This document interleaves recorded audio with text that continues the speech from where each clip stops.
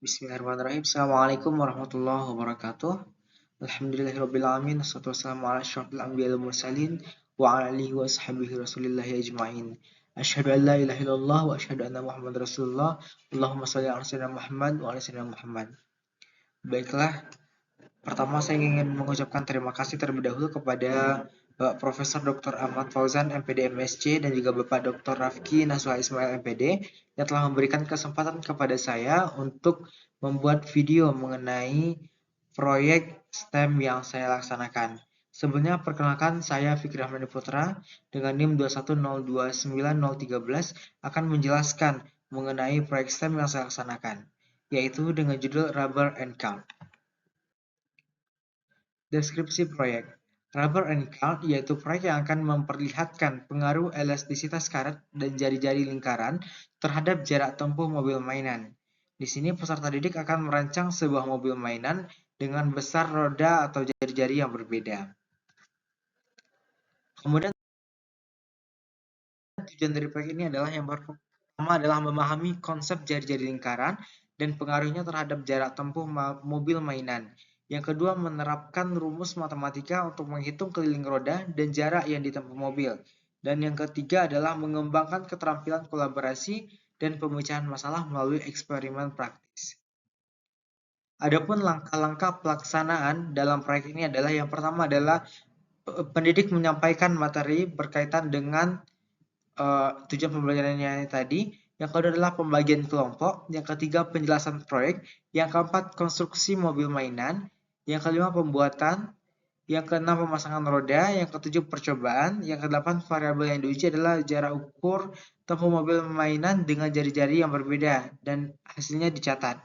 Kemudian pengumpulan data, dan yang ke-10 adalah analisis, membandingkan jarak tempuh dengan jari-jari roda yang digunakan.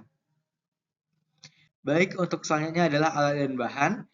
Di sini alat dan bahannya ada yang pertama adalah karet gelang, kemudian kardus bekas untuk bodi mobil, kemudian berbagai macam tutup botol untuk roda, dan juga di sini menggunakan kaset, lidi untuk sumbu mobil, dan juga stick es krim. Kemudian alatnya ada pisau atau cutter, penggaris atau alat ukur lainnya untuk mengukur jarak tempuh mobil, dan yang ketiga adalah ada lem. Nah, selanjutnya adalah keterkaitan proyek Rubber and Count dengan elemen-elemen STEM. Yang pertama, sains atau ilmu pengetahuan. Di sini siswa belajar tentang gerak rotasi dan bagaimana roda dengan jari-jari yang berbeda akan mempengaruhi jarak tempuh mobil. Yang kedua, memahami hukum fisika yang berkaitan dengan gerakan, gaya, dan elastisitas. Yang kedua adalah teknologi. Siswa menggunakan SketchUp Free untuk mendesain model mobil dengan berbagai ukuran roda.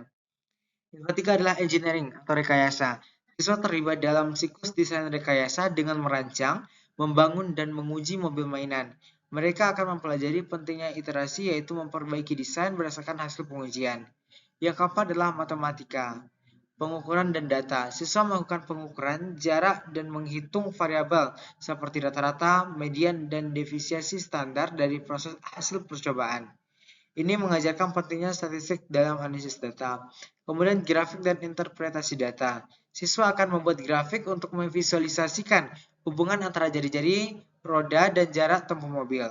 Mereka belajar cara menganalisis grafik dan menarik kesimpulan dari data numerik. Selanjutnya adalah hasil dan pembahasan. Yang pertama adalah pelaksanaan modul ajar dan perangkat pembelajaran matematika berbasis STEM Education.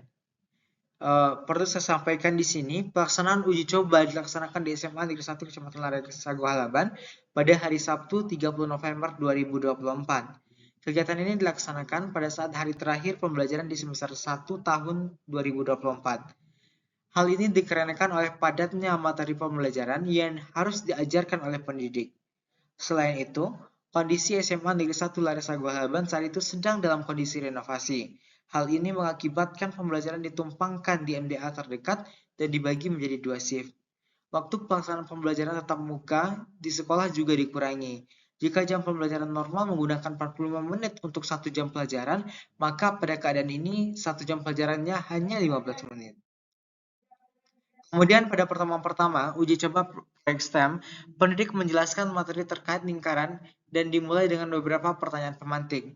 Pertanyaan yang diberikan diantaranya yaitu, pernahkah kamu memperhatikan roda sepeda anak-anak? Dan pernahkah kamu memperhatikan roda sepeda gunung? Kemudian pendidik meminta peserta didik untuk menghubungkan dengan materi uji coba, yaitu keterkaitan antara besarnya roda dengan jarak tempuhnya.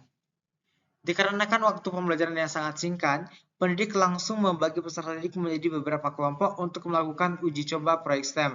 Pendidik menjelaskan proyek yang akan dipersiapkan oleh peserta didik.